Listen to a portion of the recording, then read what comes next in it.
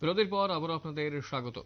ত্রিপুরা সরকারি কর্মচারী ফেডারেশনের 4 ঘন্টার গণ অবস্থান। পোস্ট অফিস চৌমুহনী তাদের কার্যালয়ের সামনে এই গণ অবস্থান করছেন তারা। ত্রিপুরা সরকারি কর্মচারী ফেডারেশনের 4 ঘন্টার গণ অবস্থান এবং এই বিষয়টাকে কেন্দ্র করে তারা দাবি করছেন যে বকেয়া যে 26% মহার্ঘ ভাতা রয়েছে সেটা তাদের দিতে হবে এবং এই বিষয়টা নিয়েই আজ এই গণ অবস্থান করা হচ্ছে। ত্রিপুরা সরকারি কর্মচারী ফেডারেশনের 4 ঘন্টার মধ্যে 4 ঘন্টার গণ অবস্থান পোস্ট অফিস চৌমুহনীতে চলছে। তাদের এই কার্যালয়ের সামনেই চলছে তাদের এই গণ অবস্থান। মূল বক্তব্যটা যেটা রয়েছে 26% বকেয়া যে মহার্ঘ ভাতা তা দিতে হবে, তার সমেত 14 দফা দাবিকে কেন্দ্র করে কিন্তু আজকের এই গণ অবস্থান করছেন ত্রিপুরা সরকারি কর্মচারী ফেডারেশন।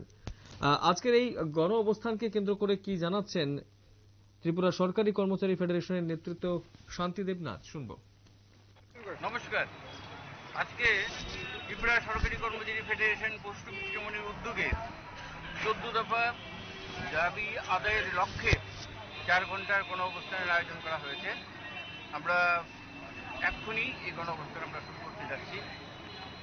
আপনারা সবাই জানেন যে ত্রিপুরা রাজ্যে কর্মচারীরা হচ্ছে সারা ভারতবর্ষের নিরিখে সর্বনিম্ন বেতনভোগ কর্মচারী এবং এটা শুরু হয়েছে বামফ্রন্টের আমল থেকেই। দীর্ঘ বামফ্রন্টের 25 বছরের শাসনকালে কর্মচারীরা যেভাবে আর্থিক বঞ্চনার সম্মুখীন হয়েছিল সেই বঞ্চনা দূর করার লক্ষ্যে সমস্ত কর্মচারী সমাজ 2018 নির্বাচনে দুহাত ভরে বিজেপি আইপিএফটি জোটকে ভোট দিয়েছিল এবং তার ফলশ্রুতিতে 2018 সালের মার্চ মাসে বিজেপি আইপিএফটি জোট ক্ষমতায় আসীন হয় ত্রিপুরা রাজ্যে।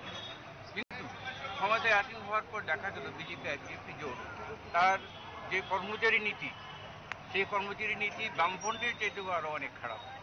বামফ্রন্টের আমলে আমরা গণতান্ত্রিক পদ্ধতিতে আন্দোলন করতে পেরেছি আমাদের দাবি দেওয়া আদায়ের লক্ষ্যে, কিন্তু এই বিজেপি আইপিএফটি জোট সরকারের আমলে আমরা কিন্তু গণতান্ত্রিক পদ্ধতিতে যে আন্দোলন করা সেই আন্দোলনের অধিকার পর্যন্ত আমরা হারিয়ে ফেলেছি।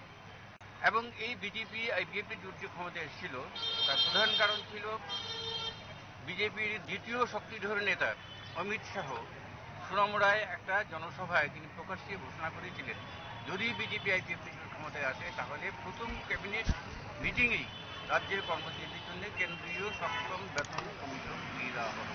কিন্তু দুর্ভাগ্যের বিষয় আমরা কিন্তু আজ পর্যন্ত সপ্তম বেতন কমিশনের যে সুপারিশ অনুযায়ী আমরা বেতন ভাতা পাচ্ছি না। শুধু তাই নয়, আমাদের রাজ্যের কর্মচারীদের অবসরপ্রাপ্ত কর্মচারীদের 26% মহার্ঘ ভাতা আজকে আমরা পাওনা রয়েছে। এখানে কেন্দ্রীয় সরকার।